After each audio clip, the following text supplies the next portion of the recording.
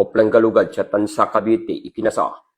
Noong Abril 8, taong kasalukuyan, ganap na alas 10 ng gabi, nagsagawa ng Joint Anti-Criminology Campaign at papatupad ng mga ordinansa sa Barangay Bagtas at Paradahan Ulo, Tansa, Cavite, sa pangunguna ng Tansa Municipal Police Station, Katuwangan Cavite Maritime Police Station, LGU Tansa, MSWD, Menrons, CSU Operation Group, mga Bantay Advisory Support ng Tansa NPS, sa ilalim na pamumuno ni Honorable Angelo S.M.B. Matro, ang koordinasyon ng iba-ibang ahensya, matagumpay na naitupad ang batas ukol sa pagnagbabawal at pag-iinom sa publikong lugar.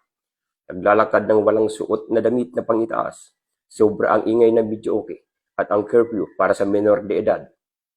Bunga nito, naitala ang kabuang 65 paglabag, kabilang ang 20 pagliligarilyo sa publikong lugar, 12 paglalakad na walang damit na pangitaas, 3 ang paggamit ng pas na itinakdang oras ng videoke, 25 menor de edad o paglabag sa curfew, at 5 paglabag sa trapiko.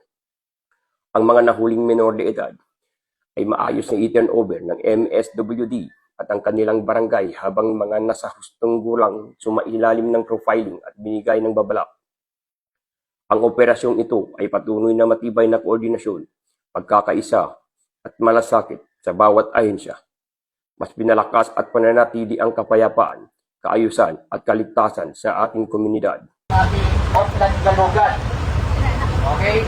Ito po ay sang-ayon sa pag-uutos ng ating SILG, DILG Secretary John Vic Limulia, at of course, sa pag-uutos na rin ng ating Mayor S.M. Matro, kung saan ang gusto din nila ay maging bawat barangay sa Tansa maging maayos.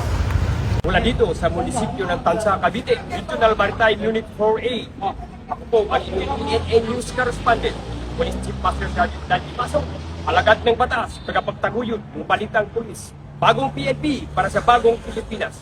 Serbisyong mabilis, tapat at nararamdaman.